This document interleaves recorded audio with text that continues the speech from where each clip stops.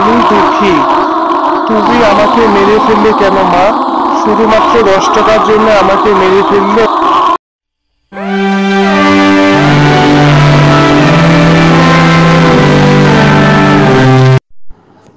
ছোট্ট পরিবার, তারা শুধু স্বামী আর স্ত্রী।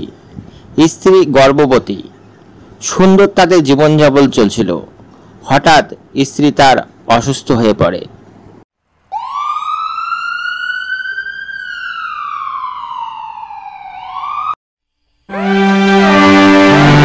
আপনার স্ত্রীর অবস্থা খুব খারাপ।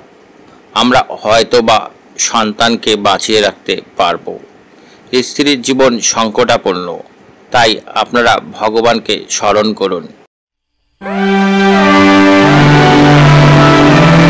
ডাক্তার সাহেব, আমার স্ত্রী ছাড়া আর আপন কেউ নেই। আপনি আমার স্ত্রীকে ভালো করে দিন, আপনার কাছে আমার অনুরোধ। অনেক চেষ্টা করেও ডাক্তার তার স্ত্রীকে ভালো করতে পারল না। এক পর্যায়ে তার স্ত্রী মারা যায়, কিন্তু তার একটি ফুটফুটে পুত্র সন্তান প্রসব করে। আর এই সন্তান নিয়ে মহা চিন্তায় পড়ে গেল, কে একে মানুষ করবে। গৌরাঙ্গর বউ মারা যাওয়ার পর খুব সমস্যায় পড়ে গেছে বেচারা। এখন আর রাতে ঘুমাতে পারে না। বাচ্চাটা খুব বিরক্ত করে। কিভাবে যে চলবে ওর বউ যে মোটা হয়ে গিয়েছিল, সংসারে সেরকম কাজ আগেও করতে পারত না।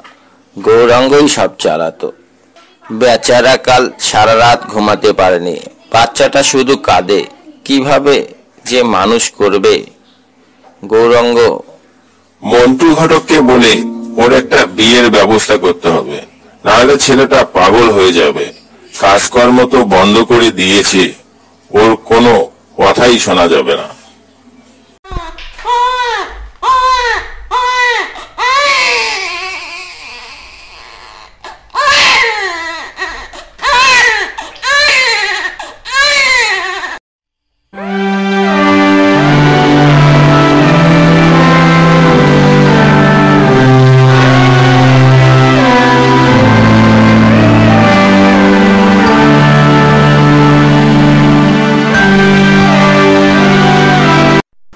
মহা বিপদে পড়ে গেলাম, কিভাবে বাচ্চা মানুষ করব। বউ থাকতে তো আর সংসারের কাজ বুঝিনি, এখন দেখি মহা বিপদ। বাপ রে বাপ।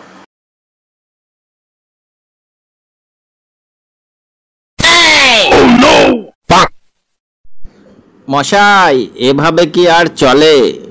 তুমি ভালোভাবে কাজও আর করতে পারবা না, আর সন্তান তো দূরের কথা, মানুষ হবে।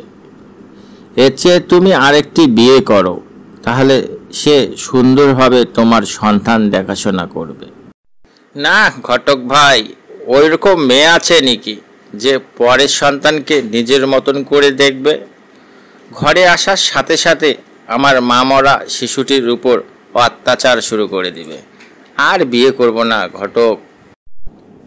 না না, আমার কাছে চাঁদের মতন একটি মেয়ের খোঁজ আছে, রূপগুণে ভরপুর।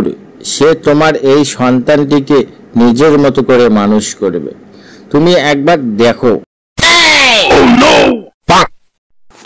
ঘটকের মিষ্টি মিষ্টি কথা শুনে এক পর্যায়ে বিয়েতে রাজি হয়। ভাবলো, এত গুণের কথা যেহেতু বলছে, তাহলে আমার সন্তানটি আবার মা পাবে। আর এই ভেবে বিয়ে করে ফেললো।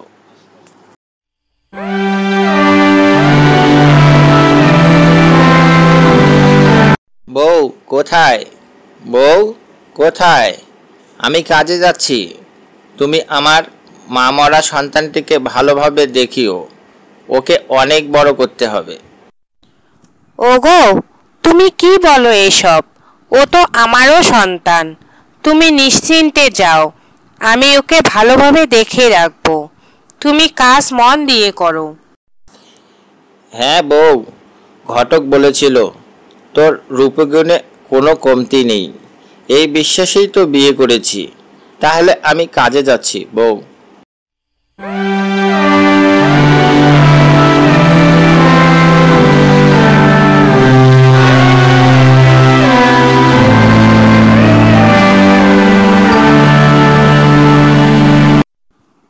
শয়তানি নিজে মরে গেছে আর আমার জন্য একটি জঙ্গল রেখে গেছে। এই নাম কোল থেকে। আমাকে কি তোর বাবা দাসী নিয়ে আসছে নাকি আমি অন্যের সন্তান মানুষ করব? মশাই, গৌরাঙ্গর বিয়ে না করাটাই ভালো ছিল। সন্তানের জন্য বিয়ে করলো। শুনলাম গ্রামবাসী বলছে নাকি সন্তানের প্রতি তার নতুন বউ খুব অত্যাচার করে। হ্যাঁ, গ্রামবাসী বলা বলি করে সন্তানটিকে নাকি ঠিক মতন খেতেও দিতে দেয় না।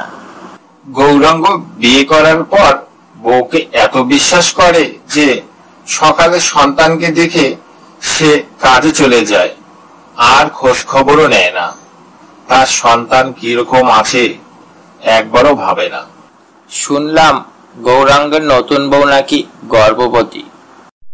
বাবার অবর্তমানে শিশুটির প্রতি তার সৎমা খুব অত্যাচার করে, ভালোভাবে খেতে দিত না।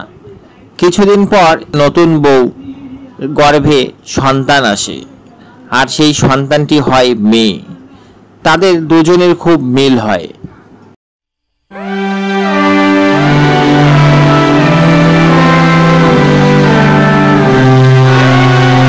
দুঃখী সুখী, কই তোরা? তাড়াতাড়ি ভাত খেয়ে যা, তোদের বাবা আবার এখনই এসে যাবে। মা, আমাকে তো ডিম দাওনি, কি দিয়ে খাবো আমি? এখানে শুধু ভাত। পোড়ামুখী, আবার ডিম চাস? যা দিয়ে দিছি তাই দিয়ে খা। জন্মের পর তো মাকে খেয়েছিস, এখন কি সংসারটা খাবি নাকি? দাদা, মার কথায় মন খারাপ করিস না, চল আমরা দুজনে অর্ধেক করে ডিম খাই। এভাবে ছোট্ট শিশুটির উপর অত্যাচার হয় সব সময়। একদিন খুব ঝড় বৃষ্টি হচ্ছে, তার বাবা নেই বাড়িতে। ওই ছোট্ট শিশুটিকে সন্ধ্যায় তেল আনতে বলে তার সৎ মা, আর শিশুটি তার মার ভয়ে তেল আনতে যায় বাজারে। মা, এই নাও, তেল নিয়ে এসেছি, আর এই যে তোমার ফেরত টাকা নাও। কিরে, এখানে 10 টাকা কম কেন? একটা কাজ করতে বলেছি সেটাও ঠিক মতো করতে পারিস না, 10 টাকা কি করলি বল? মা, আমার বৃষ্টিতে ভিজে খুব ঠান্ডা লাগছিল, তাই গরম গরম পাঁপড় খেয়েছি 10 টাকা দিয়ে।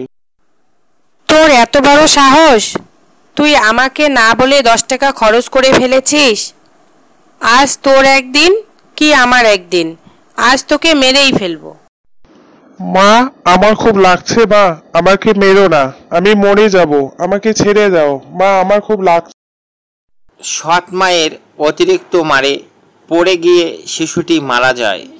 যখন সৎ মা বুঝতে পারে শিশুটি আর বেঁচে নেই, তাই সে মনে মনে ফন্দি আঁটে, মাটিতে পুঁতে রেখে তার বাবাকে ফোন দেয়।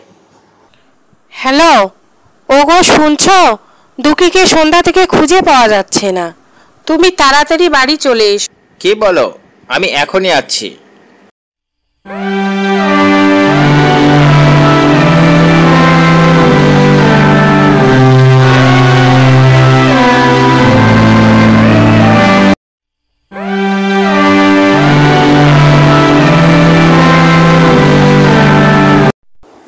বাবা, তুমি দাদাকে তাড়াতাড়ি খুঁজে নিয়ে আসো, এখানে আমার একা একা থাকতে ভালো লাগে না, না হলে আমি বাড়িতে থাকবো না। মা, তুমি স্থির হও, আমি মাইকিং করছি, দেখি কোথাও ঝড়ে আটকা পড়ছে নাকি তোমার দাদা।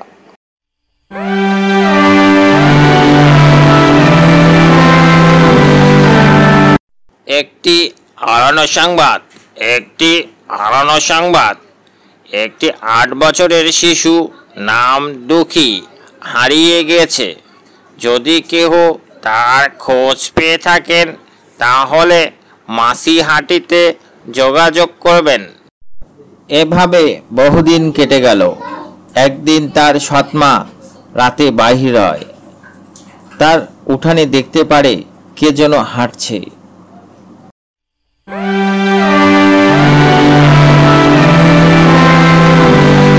ওখানে কে কে এত রাতের বেলা উঠোনে হাঁটছে? কে কে? আমি দুঃখী। তুমি আমাকে মেরে ফেললে কেন মা? শুধুমাত্র 10 টাকার জন্য আমাকে মেরে ফেললে? এই কথা শোনা মাত্র তার সৎ মা জ্ঞান হারিয়ে ফেলে। তাকে ধরে ঘরের ভিতরে নিয়ে আসে। হঠাৎ করে তার সৎ মা বলে যে, দুঃখী আমাকে ছেড়ে দে, দুঃখী আমাকে ছেড়ে দে। এ কথা শুনে তার বাবার মনে সন্দেহ হয়। কিছুদিন পর তারা সবাই একসাথে খেতে বসে। তারপর যা ঘটলো ঘটনা।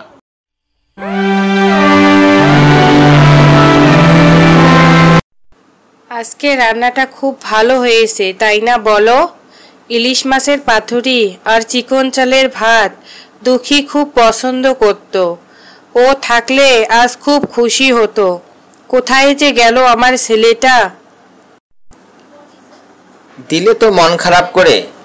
এই ছেলেটির জন্য এত কিছু, কি যে হলো? এত কিছু করার পরও কোনো খোঁজ পাওয়া গেল না, একেবারে নিখোঁজ হয়ে গেল। মা সুখী, তুমি ভালোভাবে খাও আর ভালোভাবে থাকিও। কে কে ওখানে শব্দ করে?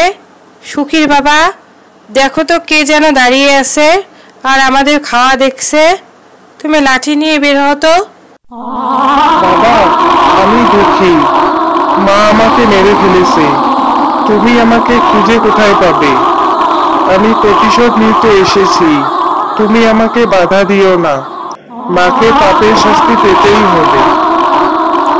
শয়তান, ওকে মানুষ করার জন্যই তোকে বিয়ে করেছি, আর তুই ওকে মেরে ফেলেছিস?